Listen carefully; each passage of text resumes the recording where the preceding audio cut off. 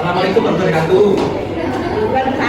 Perkenalkan kami dari kelompok 3 akan menjelaskan tentang strategi manajemen perubahan untuk teknologi baru. Next.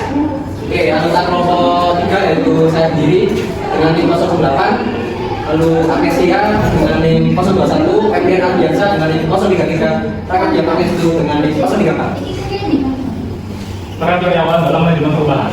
Karyawan sebagai pengguna teknologi, sebagai pengguna yang menggunakan teknologi baru setiap hari, karyawan harus mempunyai pengetahuan tentang teknologi yang kognitif. Juga harus mampu untuk berinteraksi dan bekerja sama dengan sistem dan algoritma yang semakin terus. Next. Manfaat untuk dilibatkan karyawan dalam perubahan teknologi. Memudahkan akses informasi, teknologi baru memungkinkan karyawan untuk mengakses informasi yang relevan dengan cepat dan mudah. Asalkan memiliki akses internet, karyawan bisa mendapatkan data atau dokumen yang penting kapan saja dan di mana saja. Meningkatkan efisiensi dan produktivitas. Dengan adanya teknologi baru, banyak proses kerja yang dapat diotomatisasi atau dipercepat sehingga karyawan bisa lebih fokus pada tugas-tugas strategi yang membutuhkan analisis atau kreativitas. Memungkinkan komunikasi cepat, teknologi baru menyediakan berbagai platform komunikasi yang cepat seperti email, pesan, dan media sosial lainnya yang memungkinkan karyawan untuk berkomunikasi kapan saja dan di mana saja. Tantangan dalam keterlibatan karyawan. Yang pertama, banyak karyawan yang merasa nyaman dengan proses teknologi yang sudah mereka kuasai. Perubahan seringkali menimbulkan ketakutan akan ketidakpastian, terutama jika mereka khawatir bahwa teknologi baru dapat mengubah peran atau mengurangi pentingnya pekerjaan mereka. Dan tidak semua karyawan memiliki ragaman teknologi atau keterampilan yang diperlukan untuk beradaptasi dengan perubahan baru. Ketika teknologi baru diperkenalkan, karyawan mungkin merasa tidak percaya diri dan bahkan cemas jika merasa tertinggal atau tidak kompeten. Solusi untuk tantangan dalam keterlibatan karyawan. Yang pertama, komunikasi secara terbuka dengan menjelaskan alasan perubahan, keuntungan yang diharapkan, dan bagaimana teknologi baru dapat meningkatkan efisiensi dan mendukung pekerjaan mereka. Yang kedua, mengadakan pelatihan berkelanjutan dengan menyediakan pelatihan yang sesuai dengan tingkat pengetahuan dan peran karyawan. Buat sesi pelatihan yang bersifat praktis agar mereka terbiasa dengan penggunaan teknologi baru. Peran pelatihan dan pengembangan manajemen perubahan. Pelatihan dan pengembangan manajemen perubahan yang melibatkan seluruh staf dan suatu organisasi atau perusahaan serta pengawas dan juga pimpinan di perusahaan tersebut. Pelatihan dan pengembangan ini dapat mencakup hal-hal seperti menentukan langkah-langkah selanjutnya yang diperlukan untuk perubahan, mendukung karyawan melalui perubahan perusahaan dan memantau aktivitas untuk memastikan keberhasilan implementasi. Industri yang populer untuk pelatihan dan pengembangan manajemen perubahan meliputi keuangan, pendidikan, dan teknologi informasi.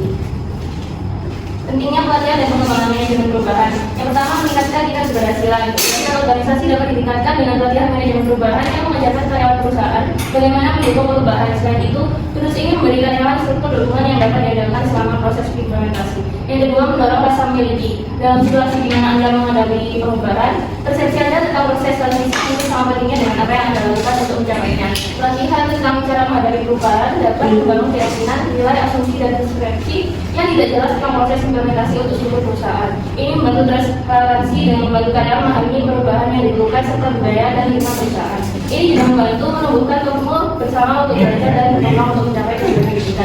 Yang ketiga, mempromosikan keterlibatan karyawan. Pelatihan manajemen perubahan dapat membantu karyawan merasa memiliki sedikit kendali atas proses transisi karena manajemen perubahan bergantung pada kolaborasi antar proses sistem dan kelompok untuk melakukan transisi yang wajar dan bagus. Dengan menggunakan pendekatan ini, mereka dimotivasi untuk berpartisipasi dalam gerakan dan keputusan yang dibuat oleh perusahaan secara keseluruhan dalam proses menuju perubahan. Ini memungkinkan pertanyaan, umpan balik, dan saran dari pihak yang terkena dampak untuk mengaruhi proses yang lebih besar. Manajemen resiko. Proses terstruktur dan berkelanjutan disusun dan dilaksanakan oleh manajemen bersama staf perusahaan bertujuan untuk mengidentifikasi dan mengelola risiko yang dapat menghambat pencapaian tujuan perusahaan dari dalam Rahayu dan Raputi 2022. Peran penting, manajemen risiko sangat penting dalam menerapkan teknologi baru, di mana setiap teknologi membawa risiko yang bisa mengurangi efektivitas dan atau menyebabkan kegagalan jika tidak ditangani dengan baik. Tahapan proses manajemen risiko, menetapkan konteks, menentukan ruang lingkup, proyek, mengidentifikasi dampak potensial terhadap organisasi, memahami bagaimana teknologi mempengaruhi pemangku kepentingan, tujuan, membentuk dasar dan arahannya jelas untuk tahap selanjutnya. Identifikasi risiko, mengidentifikasi potensi risiko dari adopsi teknologi baru termasuk risiko operasional dan finansial. Evaluasi terhadap lingkungan internal dan eksternal organisasi untuk mengenali risiko yang mungkin mempengaruhi tujuan bisnis. Penilaian risiko, menilai setiap risiko berdasarkan tingkat keparahan dan probabilitas terjadinya. menentukan risiko mana yang harus diprioritaskan mengingat keterbatasan sumber daya, menggunakan data yang andal untuk memastikan hasil penilaian akurat. Tahapan proses manajemen risiko, penanganan risiko, transfer risiko mengalihkan kerugian ke pihak lain seperti melalui asuransi atau kontrak dengan pihak ketiga. Penghindari risiko, menghindari situasi yang berisiko namun bisa mengakibatkan peluang keuntungan. Retensi risiko, memutuskan menanggung risiko secara sadar ketika dampaknya kecil atau biayanya lebih rendah dibandingkan metode lainnya. Pengendalian risiko, mengurangi kemungkinan atau dampak risiko melalui tindakan preventif dan mitigasi. Penyusunan rencana manajemen risiko, dokumentasikan strategi penanganan yang disetujui oleh manajemen.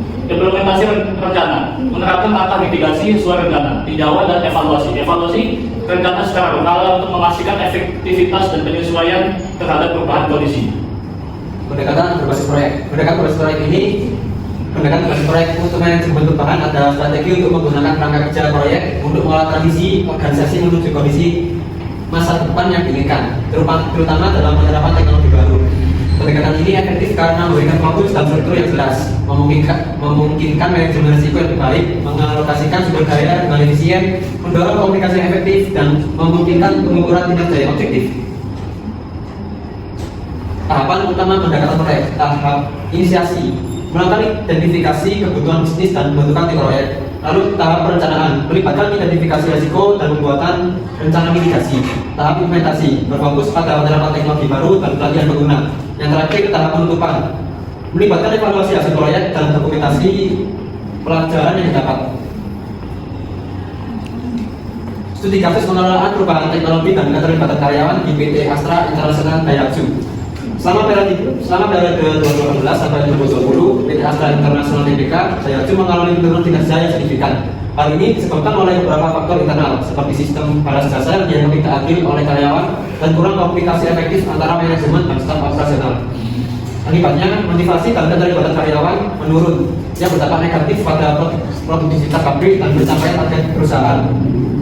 Di tengah perubahan menuju otomasi teknologi, Astra juga menghadapi tantangan dalam menjaga kinerja dan menangani keluhan karyawan. Permasalahan yang pertama, keluhan balas jasa karyawan.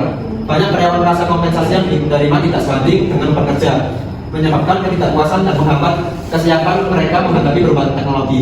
Kedua, kurangnya komunikasi yang efektif. Cara komunikasi antara pimpinan dan karyawan melibatkan instruksi yang tidak jelas, membuat karyawan merasa tidak dihargai. Hal ini memperburuk situasi saat perusahaan mengadopsi teknologi baru, karena staf kurang terlibat dalam proses transisi. Yang ketiga, penurunan kinerja pada produksi. Penurunan motivasi dan kinerja karyawan berdampak langsung pada efisiensi pabrik, sehingga perusahaan kesulitan mencapai target produksi. Studi kasus pengelolaan perubahan teknologi dan keterlibatan karyawan di PT Astra International. Pertanyaan dan jawaban. Yang pertama, langkah apa yang bisa diambil PT Astra untuk memperbaiki sistem balas jasa? Evaluasi sistem balas jasa agar lebih adil, menerapkan transparansi dalam penilaian kerja, dan melibatkan karyawan dalam diskusi perubahan untuk meningkatkan motivasi. Yang kedua, bagaimana PT Astra memberikan pelatihan cukup untuk penggunaan teknologi baru seperti robotik dan AI. Menyediakan program pelatihan terstruktur mencakup penggunaan teknologi baru dan keterampilan disesuaikan dengan kebutuhan dan tingkat keterampilan karyawan. Yang ketiga, risiko apa yang dihadapi saat beralih ke teknologi otomatis dan bagaimana cara mengatasinya. Resiko, resistensi terhadap perubahan dan penurunan produktivitas. Solusi, komunikasi yang jelas, pelatihan yang memadai, dan dukungan adaptasi bagi karyawan. Yang keempat, bagaimana metode berbasis proyek membantu pengelolaan perubahan teknologi dan meningkatkan komunikasi. Metode ini memberikan struktur tugas yang jelas, mengurangi kebingungan, dan meningkatkan komunikasi antara manajemen dan karyawan.